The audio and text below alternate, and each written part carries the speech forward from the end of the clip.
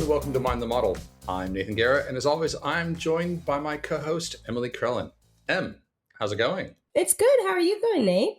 Good. Kind of winding down for the end of the year, so I think this is our last recording, isn't it? This is our last recording of the year. So are we taking a little January break? I think so. I think we should give ourselves a break and kind of take some rest and stock up for next year. And yeah, it should be a good time. We have lots of interesting guests queued up and a very special one today.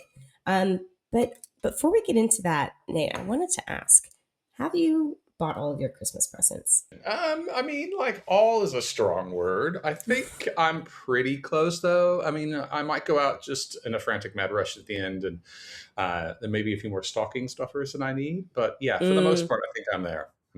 Nate, my tree was up early November. All of the presents have been wrapped underneath my tree. Wow, a pre-Thanksgiving tree. A pre-Thanksgiving tree. I know. We were very eager beaver this year. But I actually use AI for some of my Christmas shopping, believe it or not. Oh, you were using an agent to go out and buy things for you? Or what did you do? Not that far. I'm still a bit reticent about agentic shopping. I know we've spoken about it on the pod, but it's the future, apparently. It is, apparently it's the future. No, so I... hopefully I don't spoil this if my in-laws happen to listen to the episode. We do not a Secret Santa, what's it? White elephant, like the Kris Kringle. Okay. Yep. Yeah, so we do that every year. And this year the limit is $70. These are chunky gifts. Yeah, chunky gift, because it's like we don't want to get a gift for like each of the siblings. And gotcha. So this is you guys being cheap, in other words. This is us just being cost conscious. So I asked ChatGPT, my favorite, Chatty Cathy. Yeah. I asked for a gift recommendation that was aligned to a couple different categories and under that price range. And it came back with a few things. I'm like, I'm not sure if this is what I want. Yeah. And then it recommended this really boutique design, homewares, cool store in Melbourne. Okay. And I was like, oh, that's pretty cool. And I got the last item that they had for sale. I ended up submitting an inquiry through their website because I was like, it says that it's for sale, but it's not letting me buy it. I'm emailing them back and forth. Yep, cool, I got it. And I would show you, but guess what? It's already wrapped and it's at my in-laws' house already because I'm just so forward thinking. Yeah. It is the coolest like vase, but it's a 70s ceramic. So it's like pink and brown and cream. Okay. It is my aim of the game to make sure it comes back home with me. Because that's how I approach White Elephant. I get a good gift and I want to bring it home with me. Yeah. And so my husband got a really nice candle. I mean, I told him what to buy. I was like, because if we get that one too, that one's great. Okay. But I think my mother-in-law is in on the game too, because she's like, what I bought, I want to take. So at the end of the day, it might just be that we're all going home with what we ended up bringing. That's fine. As long as the thing is, as long as nobody buys anything really bad. Because then you get stuck with bad, But with $70, you would think that people would put some effort behind it. You would think. I mean, I don't know your family, and I don't know how. Like my family sometimes will just be like, okay, so $70, we're gonna just do something ridiculous, like $70 worth of flour. No point at all. Well, speaking of vases and vases, I think that's a perfect segue into our guest today. I don't know how you're going to spin this one. Adam Goodman is the director of AI and advertising for APAC at Microsoft. He spent 20 years in the industry with Microsoft, Adobe, and working in agency side. And he's responsible now for helping launch the new and future advertising experiences around AI in particular. But he's also English. And so it's a perfect person to answer the question, is it a vase or a vase? Because there are really very different points of view on how you approach that. So Adam, welcome to Mind the Model. Thank you very much. So first question, is it a vase? Is it a vase? Where do you stand on that? Difficult question. It's definitely a vase. Good to know. I'll keep it with the vase. How are you going to try and get into AI and ads? That's going to be an interesting one. Well, to kick it off into more of an AI focus, given that that's the topic of our podcast, Adam, we want to run you through a few of our quick fire questions. And I'm pretty sure I know what you'll say, but what is your favorite AI model and why? And then follow up to that, what is the last thing that you used AI for? Well, I've got to say this, and I'm going to say it. It's the MAI image one, which we've just released. And how is it different, or how is it better? Very, very photorealistic. Okay. I've been playing around with it for photos for home, Christmas, things like that. Gotcha. But what have I just used it for? Very tough question, because I literally use it all day, every day. I use it in Teams and PowerPoint, you name it. But I also used it for this interview. I'm very curious how you've used it for this interview. I guess we'll wait to see. Well, also shopping, I would say. You mentioned about how you did that and you're browsing for shopping. Mhm. I don't know if you played around with Vision. Your favorite one's ChatGPT. You've already mentioned that. It is, yeah. At the end of this, hopefully we're going to change that. But if you haven't played around with Vision, that's very cool. So it can see what you see. You can ask it questions as you kind of browse any website or buy anything online, and just ask for advice. It's almost like having someone literally watching what you're buying, but also giving you advice of whether it's the right fit, or whether it's the right tone, or whether it's something that you might buy for your family or your wife. Very, very cool. And this just sits alongside your, like, in Windows? So it actually sits in Copilot. It sits in Edge as the browser as well. Okay. So whether you're reading a document and you want to kind of ask questions on a document, it can see the document and you can just ask for advice from it. My organization is all like Microsoft 365 products and whatnot, but I don't use Edge. I don't use it as a browser. And I have this, it's not even an aversion. I just naturally always default to Google Chrome being my default browser. But now I'm going to give Edge a try and try this Vision companion that you speak about. We've invested a lot of time into the kind of new AI browser. And obviously there's lots of browsers out there, right? Speaking of AIs, do you have a particular prompting methodology or approach that you use or that you find that works really well for you? You know, be very specific on what you're trying to get out of it. So context, outcome, as well as tone. Like, how do you want the response to kind of come back to you? My point of view is that over time, people have become less structured because AI models have gotten better at interpreting what we want. Whereas we used to have to be really clear, like, I need 3 bullet points. It needs to look like this and sound like that. And I think there's a bit more flexibility now because it's just better. What's your kind of approach to structuring it? I agree with Nate. Like, I'm not as formatted, but it's almost like there's been a change of my behavior of how I approach prompting. Of oftentimes it's very meta of like writing out and then asking the AI refine this prompt for me to get the most out of the ask, the request. That's my biggest unlock, is the meta prompt of basically going, okay, and it's the lazy person's way of doing it, which is my default method of doing almost anything, which is basically to say, okay, I want to build this, I want to create this video with AI. Can you help me create a really great prompt to do this thing? And then I can review that and I can react to it. And I find that that's just a faster way of getting to a really good place. We definitely see that a lot in the data, is people just want the ideal prompt copy paste.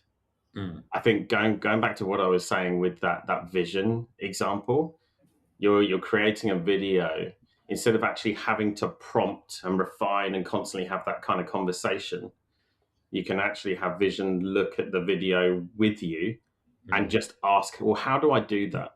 And how do I remove the background or change the tone or change the voice? And so that's where it's just iterative kind of conversation. So often I realize, like, how do I do this? And then literally the first step is like, just ask.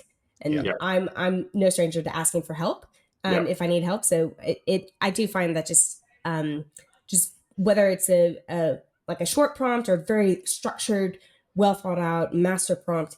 But when you're doing that, are you doing it are you using Copilot in PowerPoint, or are you going external and using one of the others? Well, unfortunately, he was working in Google Slides, not exactly PowerPoint, and he was trying to ask Gemini. Yes, the other guys, yes, but and I ended up asking ChatGPT. But it's funny. I was telling Nate earlier that I'm now on like the above the free version of Copilot at my organization, and that unlock from the free to the paid. Yeah. Oh my gosh, I am a Copilot fan now, and I really am. And I'm not just saying that to you because a while back I was telling Nate like She was not. I was not too keen on it, but as soon as I got to the paid version, I'm like, this is why it's so good. The kind of analysis it has helped me do in Excel. I use it in Excel.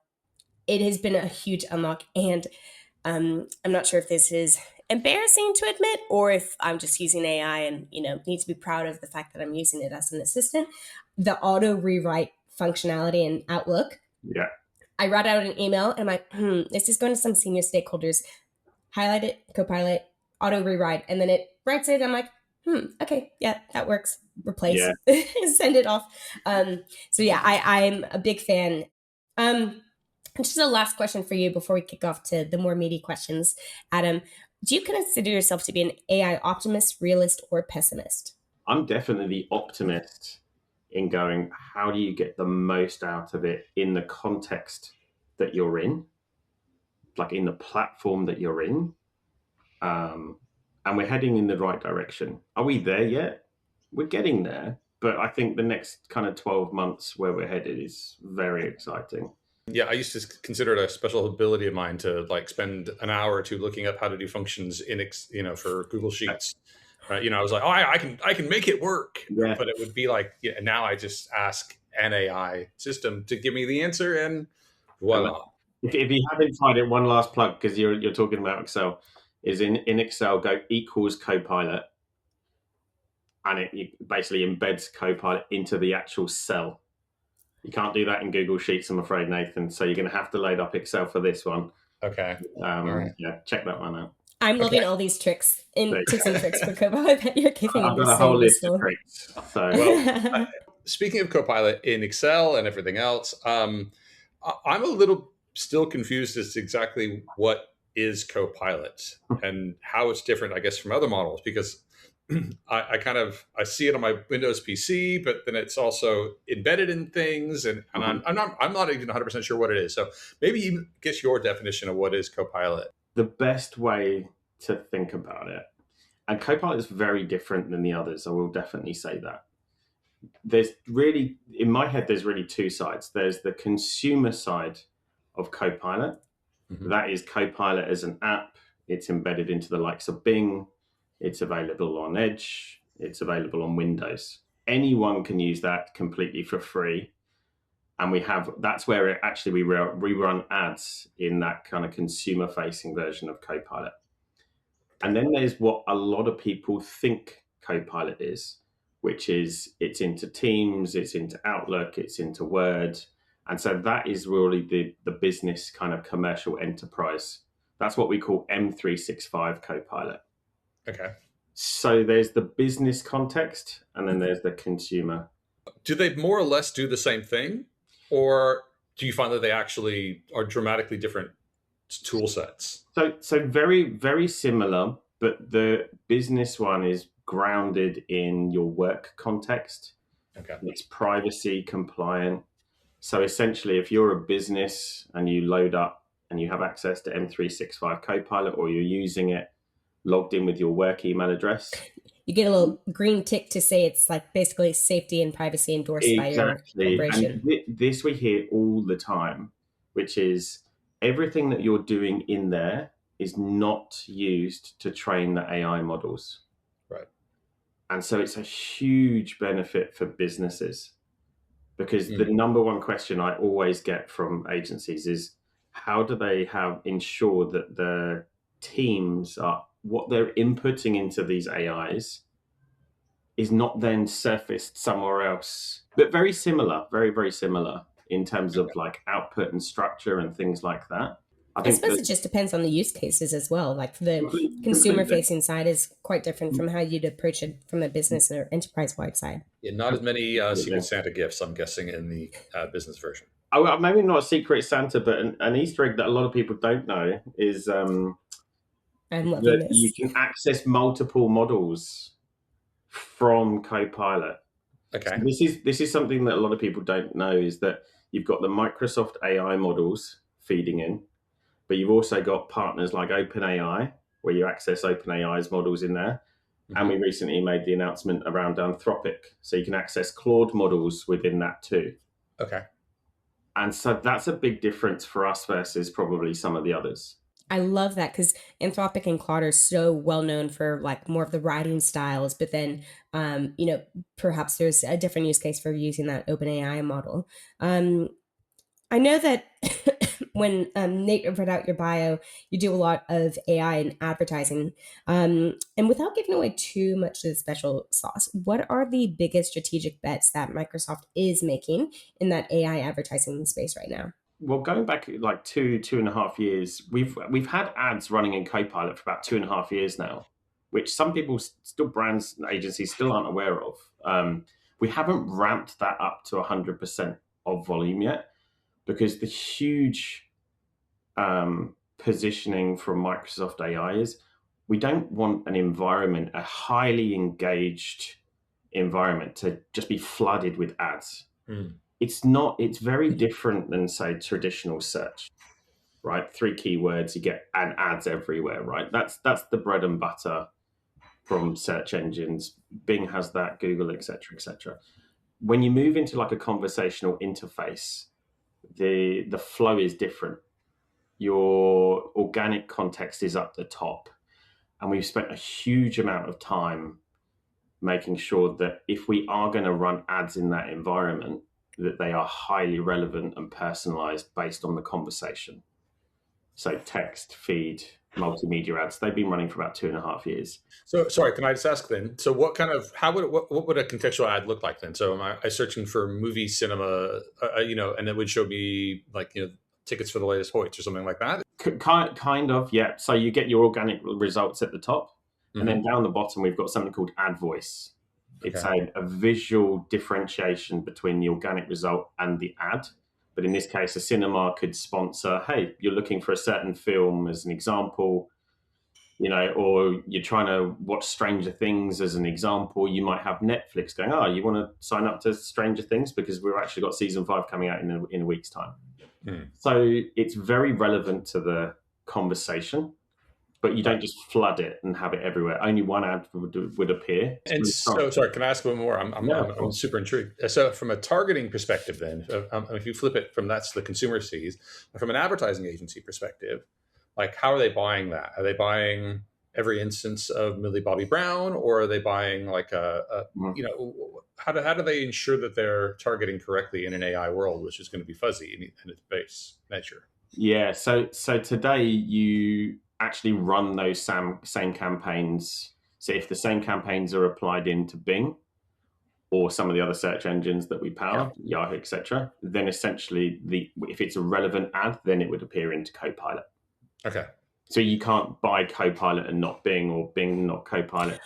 Right. Okay. So, and it's not like you can like skew and buy impressions just in Copilot, because like that initial prompt has to surface the request. I see. Correct. That's as of right now. Whether we change that in the future, we'll have to wait and see. I do appreciate that mindful approach, because I think consumers are quite worried about the flood of ads that could potentially come, and we keep talking about it on the pod, like it's only a matter of time before we get ads in ChatGPT, and we've seen kind of the whispers of like advertising references in their like development kits, and we know it's coming. It's just we want it to not like feel relevant to the conversation, and that's why context is so important.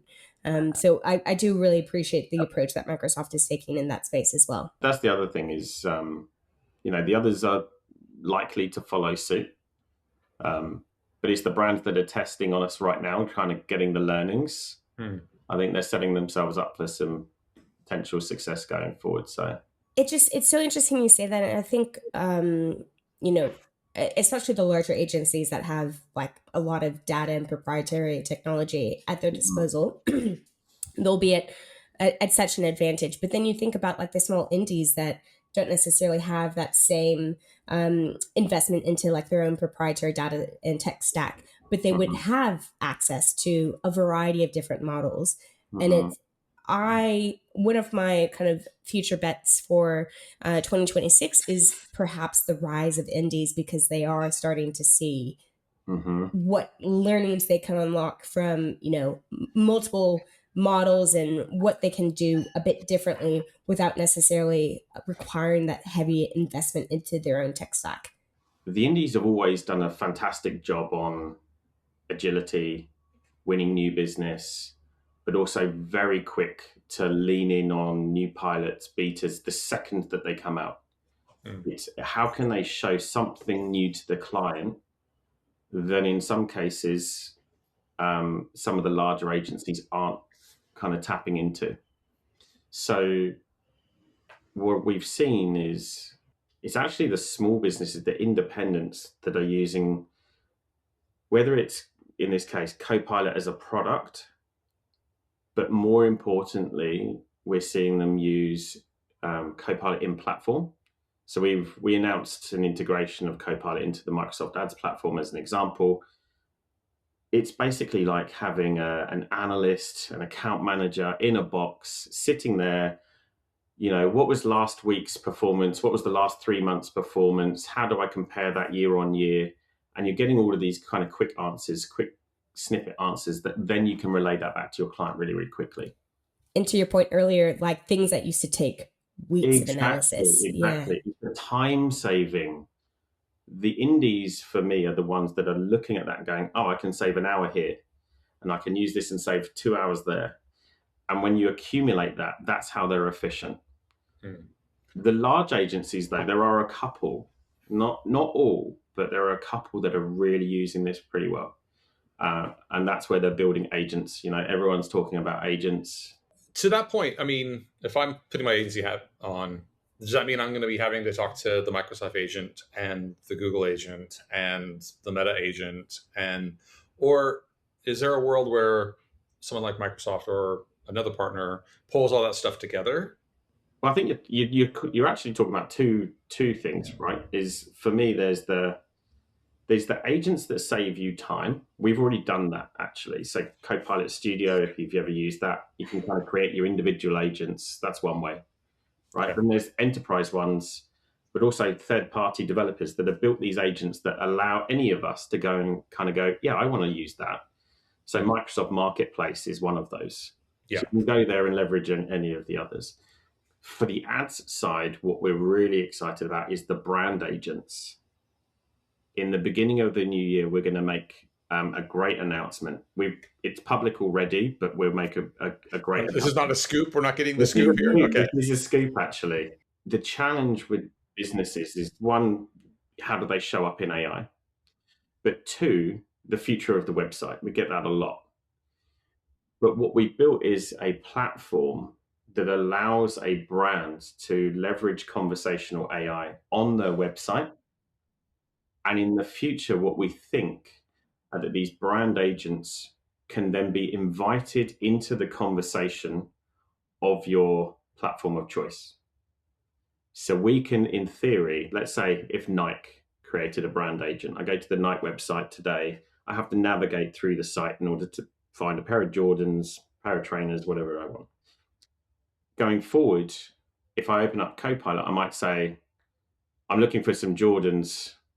I don't want to spend any more than $100. They might go, do you want to invite Nike to the conversation? Nike come into the conversation and it knows my context and I can have a full-blown conversation with that brand. We've had a pilot running in APAC, or actually globally, for the last couple of months. It is fascinating. And it's something that came up on a previous episode with Gay Leroy. And she's talking about the discoverability of a brand is just such a hot topic right now. So Nate and I have discussed at length about how brands really need, like, it's always been like performance branding versus performance. And I think there'll just be a resurgence of the importance and the need for where a brand actually shows up and the branding itself. Yeah, and we're playing around with a few different formats. there's a couple of key invite clients that we kind of bring in that work directly with our engineering. Customer listening is really important to us. It's not about us coming up with ideas and throwing like spaghetti on a wall and hope something sticks. I think that's hugely the focus for the Microsoft AI business is what are brands and businesses and agencies looking for? And then how do we build new experiences that might help address some of those challenges? Agentic commerce, retail is one massive area, but that's not to say all our eggs are in one basket. The brand element is an amazing challenge. What does branding and visual branding look like in a conversational era? We're playing around with what that looks like at the moment. So more to come on that next year too. Well, I'm curious from your side of things, because you did touch on at the start how there's, two versions of Copilot effectively, the consumer side and then the enterprise side. Have there been any learnings from Copilot on the consumer-facing side that Microsoft has come to understand more, and perhaps some surprising elements that AI has really revealed about consumer behavior? The funnel is kind of completely shrunk that we all used to think, awareness, conversion, et cetera, et cetera. We've seen that marketing funnel hundreds of times in our career. On so many slides. Right. Every industry event, there's somewhere someone's got the legacy funnel. We do it too, But our version is different because consumers not just are aware, but they make decisions literally now in seconds. What used to take, in some cases, days and weeks, you're getting all of this information curated very quickly and making decisions. I think the stat was the increases in conversion within 30 minutes since Copilot launched was up 70%. Wow. So when you talk about the funnel shrinking, it's like, it's not the stage, it's like straight through. Exactly. You're understanding what's available, deciding what you're going to buy and buying within that 30-minute time frame, 70% quicker than legacy way of using like a search engine. That decision making is probably the big surprise. It's fascinating to hear just how quick that funnel is, and I don't know. I still think that yes, whilst in environments like Copilot, it is so important to be there contextually and give them the best information. I do think there's still going to be a resurgence of like the importance of branding. Like we're such visual creatures. We still need to see like out of home placements and like beautiful TV ads that spark emotion. It's the middle of the funnel that's disappearing, right? You're going to have that brand building an awareness piece, and then once I'm ready to move, you move. I mean, yes, in some cases, but I think going back to CTV and display, and that's where there's a product called Copilot Discover. MSN, the old MSN, has had a massive resurgence. It's still today, what a lot of people don't know is it's still the number one desktop news site in the world. What? Yep, still today. You see?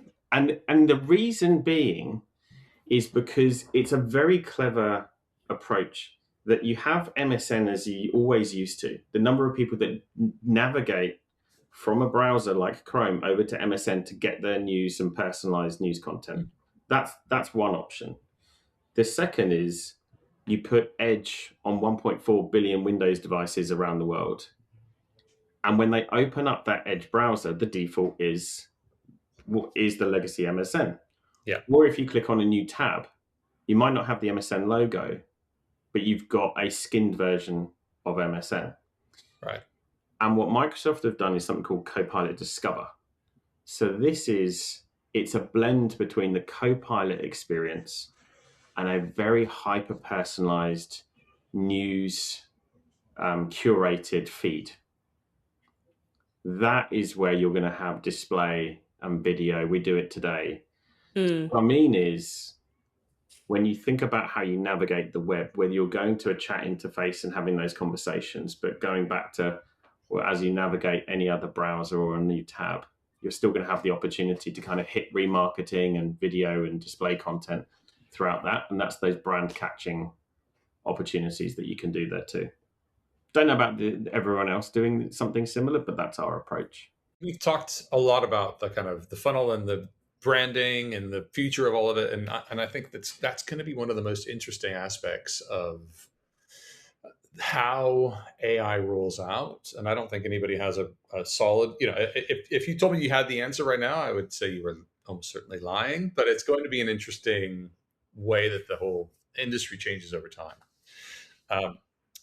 Speaking of the industry changing, I know that you're on the IAB council, AI council, along with Kellen Coetzee, one of our first guests, in fact. And I'd love to know a little bit more about what the AI council does. And I know you guys just released a new report. Is there anything you can tell us about that? So the group really is trying to put our best foot forward and help the industry from quick tips and tricks. We've released a prompt guide, different prompt structures for us, different than Gemini and ChatGPT, et cetera, which is great because some people just don't know where to start. I think that's a massive, massive thing for us is how do we help every marketer, everyone in the industry get a starting point for those that haven't jumped in 2 feet yet. I think the other side of it is things like measurement, guardrails, governance, the importance of a structured approach to privacy. It's massive in the industry. Obviously, it's hugely important for every single brand. And so we're building research, tips, tricks, tools, as kind of destinations that anyone can kind of go to and leverage. And we know that even since those reports, other markets, US, UK, have looked at the IAB Australia AIB team and gone, fantastic work. Thanks very much. Can we kind of apply it in other markets, which is great. It's fascinating that you're really at the forefront of AI for, learning from the council, what they can share, and then also like what you see personally from your work in Microsoft. But taking a step back, if you look at overall the AI industry, what do you think is the most overhyped aspect of it? And conversely, what do you believe is the most underrated aspect that people just aren't talking about enough? I think that the challenge is when new models are launched or new products are launched, there's an initial surge in usage. How do you use this new capability that's going to save you time as opposed to, I can create some great imagery or I can create a quick video and it's great for a meme or something over here. But if I don't have it applied in my day-to-day, how is it really going to benefit me today, but also my role going forward? In a meeting recently, someone, shared, I've been using Copilot and it has literally given me 2 hours back a month that I previously had to do all this, individual analysis on this project. So I think just quantifying those wins and sharing it will elevate us. And to your point earlier, rising tide lifts all boats. Yeah. We'll become better marketers and better advertisers with the assistance that is AI, not the fear that it's just going to take our jobs. And I think what you're talking on there is an amazing kind of tie-in. The reason why it's Copilot is it's meant to be an AI companion. It's meant to work alongside you, right? And the reason why Microsoft put Copilot into PowerPoint and Excel and Teams, et cetera, is in the context of where you're spending your time, how do you get the most out of it? There is an amazing piece called Copilot Insights, if you haven't looked at it. That, for me, is where you're heading with how do you quantify where the time is saved? And you can get this report. It's amazing to see the time that you've taken using Copilot in, say, Excel across your entire team. How many hours would that have saved? And in PowerPoint. And when you apply that across analysts that live and breathe in data and analytics all the time versus the creative teams that are building pitch decks and imagery and video, when you apply it across, I think that's where you want to see how do you save time across the context of where you are in the flow. That is what people are looking for. I think people are absolutely desperate for the insight to say, how do you, if this is a cost, what's my savings on the back of it? You are giving us so many good. No, I feel like I'm crammed in and throwing all of these words in. So no, it's fascinating, and to be honest, I do think that the long-term winners will be Google and Microsoft, because Google, is well integrated into a consumer's behavior. And then Microsoft is just truly captured the enterprise market that, going back to my personal experience, when I went from the free trial and I had to, write the business case and submit it, and I got the approval for the paid version, it has just been transformative.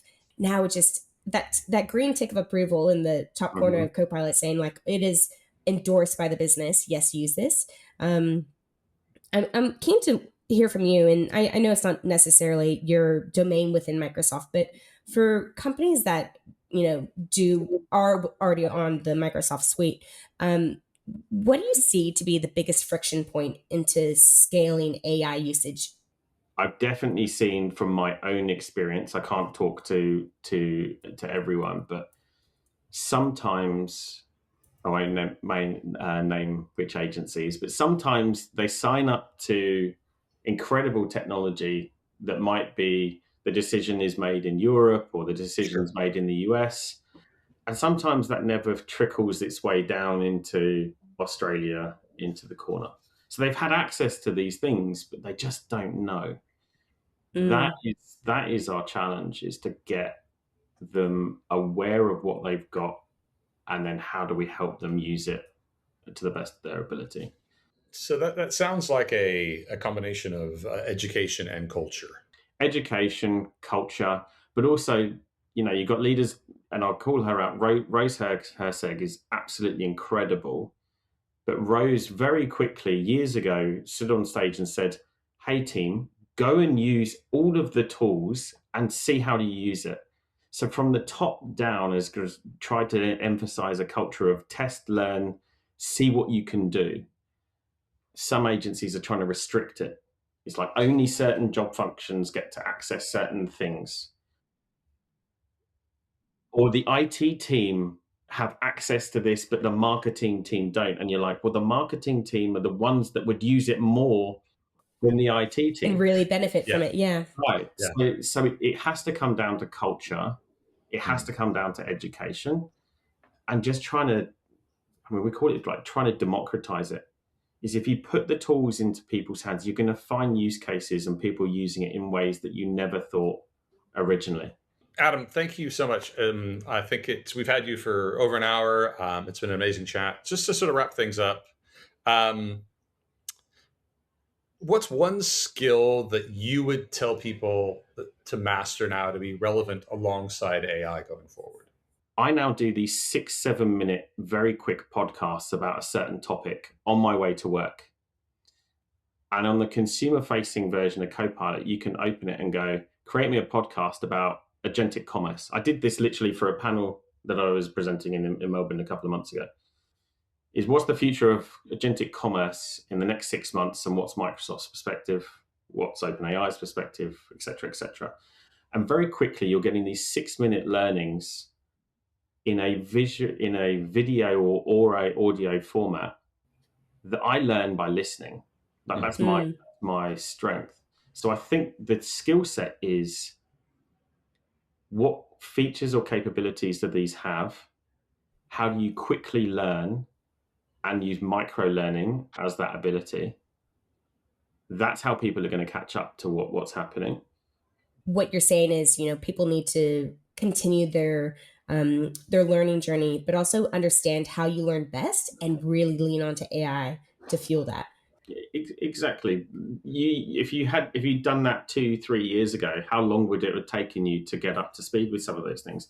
Now we all take it kind of for granted. For those that lean in, is you can go and learn something as quickly and easily as just asking it to go and create you a 5 minute video of a certain topic, and you've got a video created now. That's where it's headed. So those micro learnings piece is certainly what I'm trying to use. And as a starting point, my advice to everyone would be play around with the different ones, see what you can create, learn, see, going back to how do you learn and what can you use to help you do it in a quickly and easy format. Last question for you, Adam. If you can fill in the blank, in 3 years' time, AI will be blank for marketers. I think the one thing, and I'm going to go back to the opportunistic piece, is, and whether this is a tie-in or whether I'm going completely off tangent here, have you ever seen the film Pay It Forward? I think so. It's about a little boy that starts doing something good for someone, not expecting anything in return, but all the little boy asks for is that person pays it forward to someone else. Okay. And what I'm trying to say here is, as an industry, collectively, we're all using these AI models, capabilities in our own way. How do you help the next person next to you leverage or learn that something that you're doing? And how do they then take it forward and pass it on to someone else? So I want to put it forward to everyone and say, I hope we're in a market and an industry that is absolutely thriving from an Australia perspective and showing the rest of the world that we're an industry in a region that far outpaces others by helping each other kind of improve and use it that way. I think we should rename the podcast to the AI Pay It Forward podcast. Yeah. Adam, it has been just such a pleasure speaking with you. There was definitely some aha moments for Nate and I, and really appreciate your time this morning. Thank you very much. Have a good one. Nate, what did you think about that chat with Adam? I really enjoyed it. Having the perspective of somebody who lives and breathes and sits in a company that is creating foundational AI content and models, I thought was really helpful. It was a different perspective than we've had before, and I learned a lot. He has a very interesting perspective of what Microsoft is doing with Copilot and all of the cool bells and whistles and the nice plugs that he was putting in, but also just what agencies are doing quite well. I really appreciated our little short chat on indies and how they are just going to smash. I really do think 2026 is the year of indies. Well, I know a bunch of people in the industry who seem to say the same thing. Yeah. Although you've just seen what the disappearance of Kramarama and a couple of big acquisitions recently. Yeah, with Chimera going. But that's the thing. Like I think the natural evolution is like a business grows, and then eventually gets acquired. Like it's the way to make money in advertising. It's create an agency and sell it back. Agencies. Yeah, exactly. One of my key takeaways as well was to start using Edge as a browser. Okay. Didn't even consider that, and now when he was talking about all of the vision and the type of Microsoft tools and Copilot enabled activations, I'll be starting that after we hit stop on this recording. Okay, you're gonna edge it away. Really appreciate your time this morning, Nate. Merry Christmas. It's been a heck of a year doing this with you. And to all of our listeners and viewers of the podcast, we would love if you could like, share, and subscribe. If you have any questions on AI or the show, feel free to email them through to mindthemodelpod@gmail.com. And remember, as always, the intelligence might be artificial, but the wins are real. See you next time. This episode was brought to you by TestChimp. TestChimp is a web developer's best friend. TestChimp uses deep runtime context to automate your testing workflows, generate scenarios, write scripts, and fix bugs all in one place. Stop wasting time and start shipping quality code faster. Bugs suck, but finding bugs doesn't have to with TestChimp.